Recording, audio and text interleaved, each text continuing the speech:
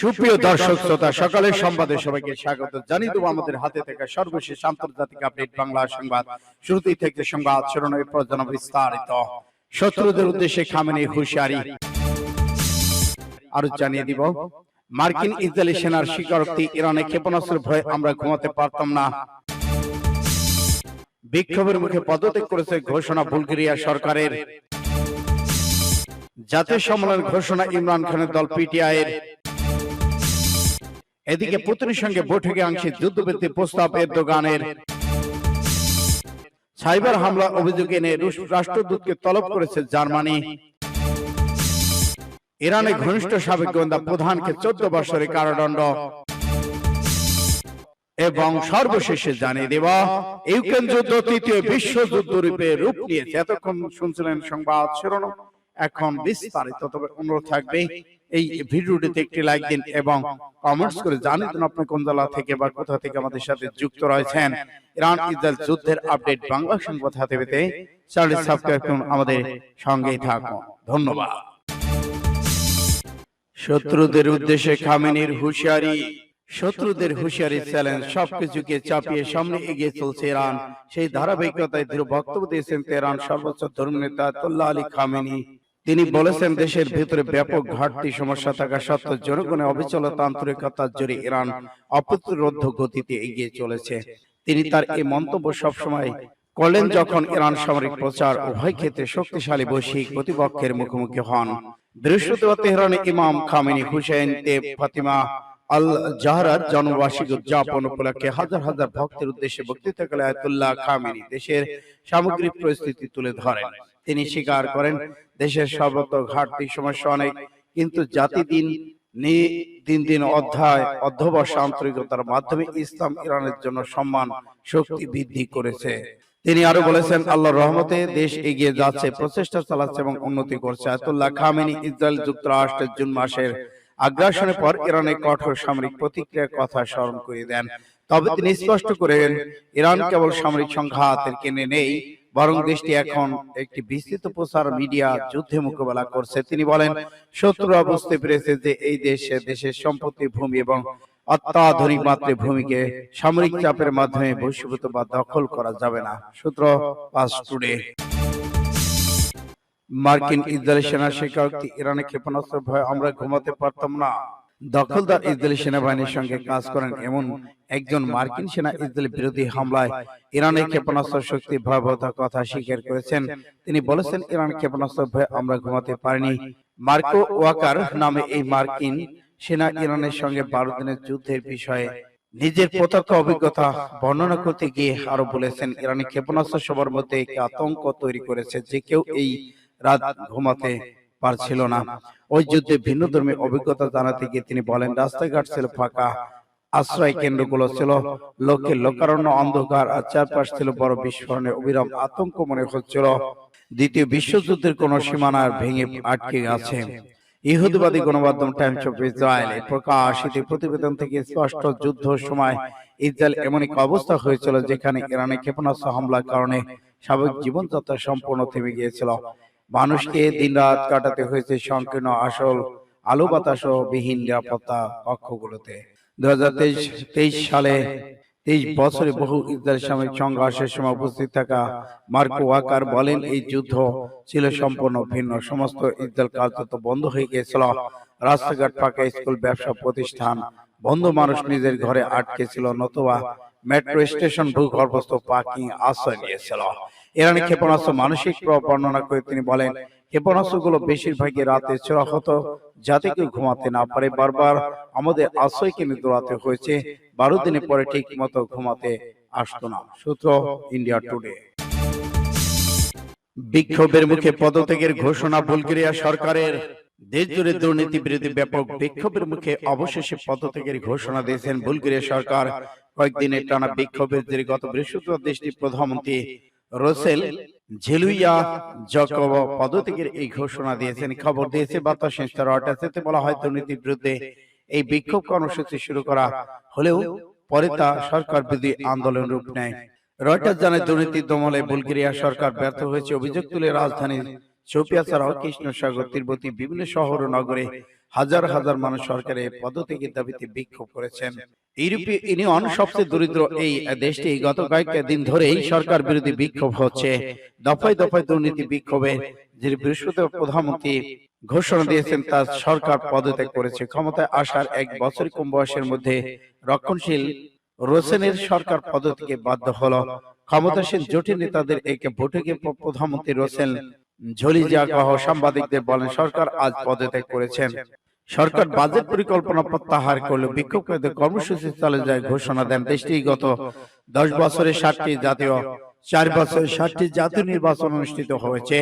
রাজনৈতিক এবং সামাজিক অস্থিরতা আকার ধারণ করে। সর্বশেষ 2024 সালে অক্টোবর দেশটি নির্বাচন অনুষ্ঠিত হয়। বুলগেরিয়া আইটি পেশাজীবী অ্যাঞ্জেলিয়ার বুলগেরিয়া স্বাভাবিক অবস্থায় ফেরানোর এখনই সময়। আমরা যে জাতীয় সম্মেলনে ঘোষণা ইমরানের দল পিটিআই পাকিস্তান গুরুতর রাজনৈতিক সমস্যার সম্মুখীন দাবি করে একটি জাতীয় সম্মেলন আয়োজন ঘোষণা দিয়েছেন দেশটির কারাবন্দী সাবেক প্রধানমন্ত্রী ইমরান খানের দল তেহরিকে ই ইনসাফ টিটিআই। চলতি মাসের শেষের দিকে এই সম্মেলন জাতীয় এজেন্ডা উপস্থাপন করা হবে বলে জানিয়েছে দলটি। গত বুধবার দেশটির পার্লামেন্টের ভবনে দলের সংসদীয় গ্রুপের বৈঠকের পর পিটিআই জ্যেষ্ঠ নেতা আসাদ কায়সার এই ঘোষণা দিয়েছেন।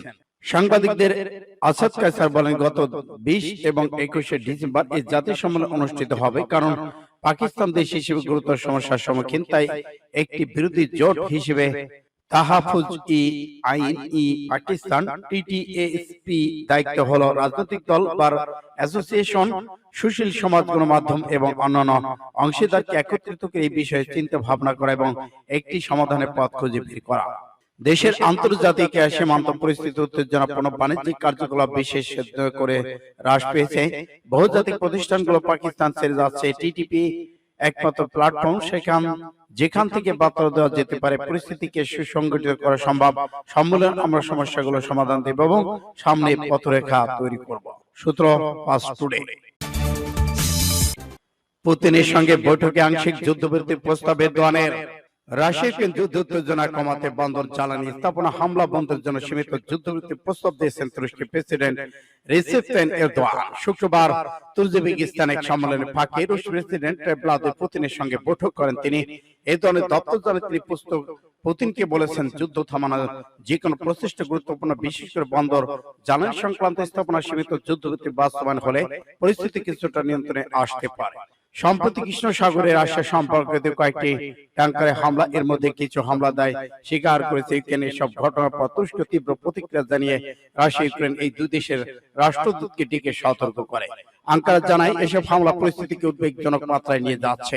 বৃহস্পতিবার কিয়েভ সাংবাদিকদের সঙ্গে কথা বলতে গিয়ে ইউক্রেনের প্রেসিডেন্ট ভ্লাদিমির জেলেনস্কি জানান তুরস্ক বন্দর জ্বালানি অবকাঠামোকে কেন্দ্র করে একটি সুনির্দিষ্ট যুদ্ধবিরতি পরিকল্পনা নিয়ে কাজ করছে। তিনি বলেন এরদোয়ান আমাকে বিষয়টি জানিয়েছে, আমি তাকে বলেছি আমরা সমর্থন করব। তিনি প্রথমে প্রতিনিধি পর্যায়ে বৈঠক করে নেতাদের বৈঠক আয়োজন করতে চান। আমরা প্রস্তুত। সূত্র ফাস্ট টুডে। সাইবার হামলার অভিযোগ এনে রুশ রাষ্ট্রদূতকে তলব করল জার্মানি। জার্মানি সম্প্রতি তাদের বিমান ট্রাফিক নিয়ন্ত্রণের উপরে সাইবার হামলা এবং দেশের সাম্প্রতিক নির্বাচনে প্রভাব ফেলার চেষ্টা সরাসরি রাশিয়াকে অভিযুক্ত করেছেন। এই গুরুতর অভিযোগের প্রেক্ষিতে বার্লিনে নিযুক্ত রুশ রাষ্ট্রদূতকে তলব করেছে জার্মান পররাষ্ট্র মন্ত্রণালয়। পররাষ্ট্র মন্ত্রণালয় এক মুখপাত্র জানিয়েছে 2024 সালে আগস্ট মাসে জার্মান আকাশের ট্রাফিক নিয়ন্ত্রণের উপর হওয়া সাইবার হামলা রাশিয়ার সামরিক গোয়েন্দা সংস্থা জিআরই যুক্ত। তিনি নিশ্চিত করেন এই আক্রমণটি রুশ হ্যাকার গ্রুপ ফ্যান্সি রিয়াজের কাজ। গোয়েন্দা তথ্যের ভিত্তিতে হামলার জন্য রুশ সামরিক গোয়েন্দা সংস্থায় দায় বহন করে বলে জার্মানি দাবি করেছেন। একই সঙ্গে ফেব্রুয়ারি মাসের ফেডারেল নির্বাচনকে প্রভাবিত এবং অস্থিতিশীল করার জন্য মস্কো একটি সুসংগঠিত অপতথ্য অভিযান চালায় বলে দাবি করেছেন জার্মানি, যার সাংকেতিক নাম ছিল স্টর্ম। সূত্র বিবিসি। ইরানের ঘনিষ্ঠ সাবেক গোয়েন্দা প্রধানকে 14 বছরের জেল। পাকিস্তানের সাবেক প্রধানমন্ত্রী তেহরিকে ইনসাফ পার্টির চেয়ারম্যান ইমরান খানের সাবেক গোয়েন্দা প্রধানকে জেলে দিয়েছে দেশটির সামরিক আদালত। বৃহস্পতিবার পাকিস্তান সেনাবাহিনী দেওয়া বিবৃতিতে জানানো হয়, রাষ্ট্রীয় গোপনীয়তা লঙ্ঘন এবং ক্ষমতায় অপব্যবহার অভিযোগে inter services intelligence agency ISI এর সাবেক মহাপরিচালক ফাইজ হামিদকে 14 বছর কারাদণ্ড দেওয়া হয়েছে। খবর দিয়েছে বার্তা সংস্থা এএপি। বিবৃতিতে বলা হয়, ফাইজ হামিদ রাষ্ট্রীয় গোপন তথ্য ফাঁস, ক্ষমতা অপব্যবহার, রাজনৈতিক কর্মকাণ্ডে জড়িত থাকে এবং অন্যান্য ব্যক্তির ক্ষতির কারণ হওয়ার মতো অভিযোগে দোষী সাব্যস্ত হয়েছেন। সুপ্রিম কোর্টের নথি অনুযায়ী তিনি একটি বেসরকারি রিয়েল এস্টেট ব্যবসায়ীর কোম্পানিতে অভিযোগ চালানো সহ ক্ষমতা অপব্যবহারের অভিযোগে মুখোমুখি ছিলেন।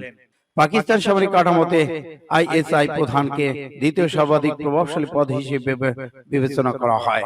একসময় সেনা প্রধান হওয়ার সম্ভব প্রার্থী হিসেবে বিবেচিত ফাইজ হামিদ ইমরান খানের পতনের কিছুদিন পর আগাম অবসর নেন। তিনি আফগান তালেবানের সঙ্গে ঘনিষ্ঠ ছিলেন। ইউক্রেন যুদ্ধ তৃতীয় বিশ্বযুদ্ধ রূপ নিতে পারে জানাল ডোনাল্ড ট্রাম্প। ইউক্রেন যুদ্ধ নিয়ে বিতর্ক। মার্কিন প্রেসিডেন্ট ডোনাল্ড ট্রাম্প তিনি জানিয়েছেন, এই সংঘাত তৃতীয় বিশ্বযুদ্ধ রূপ নিচ্ছে, নেপথ্যে অন্য দেশ সমুদ্র যোগাচ্ছে বলে অভিযোগ করেন মার্কিন প্রেসিডেন্ট। রাশিয়ার এবং ইউক্রেনের মধ্যে সংঘাত থামাতে বারবার চেষ্টা করেছে ডোনাল্ড ট্রাম্প। দুই দেশের প্রধানদের সঙ্গে আলোচনা আলাদা আলাদা করে বৈঠক করেছেন তিনি, কিন্তু অনেকবার ফোনে কথা বলেছেন। এরপর যুদ্ধ অবসানের কোনো ফলপ্রসূ রূপরেখা দেখা যায়নি। সেই কারণে দুই দেশের উপরে যে বিক্ষুব্ধতা স্পষ্টভাবে জানিয়ে দিয়েছে ডোনাল্ড ট্রাম্প। গত মাসে এই সংঘাত অন্তত 25,000 মানুষ নিহত হয়েছে, যাদের মধ্যে বেশিরভাগই সেনা। ক্রমাগত এই রক্তপাতে হতাশা প্রকাশ করেন মার্কিন প্রেসিডেন্ট। অবিলম্বে যুদ্ধ বা শত্রুতা বন্ধ করার কথা আবারও বলেছেন ডোনাল্ড ট্রাম্প। তিনি জানান, আমি এই হত্যা লীলা বন্ধ করতে চাই, আমরা কঠোর পরিশ্রম করছি। তারপরেও নিজের আশঙ্কার কথা প্রকাশ করেছে ডোনাল্ড ট্রাম্প। তিনি বলেন, এই ধরনের ঘটনা আমাদের তৃতীয় বিশ্বযুদ্ধের দিকে ঠেলে দিচ্ছে। অচিরেই বিশ্বযুদ্ধ শুরু হবে, আমরা কেউ রক্ষা পাবো না। হোয়াইট হাউসের প্রেস সেক্রেটারি ক্যালোরিন লেভিট জানিয়েছে, যুদ্ধবিরতি পৌঁছানোর ব্যাপারে ধীরে ধীরে অগ্রগতি ক্ষুব্ধ মার্কিন প্রেসিডেন্ট। তিনি আরো এমন কোনো কথা বৈঠকে যোগ দিতে চান না। সূত্র ইন্ডিয়া টুডে।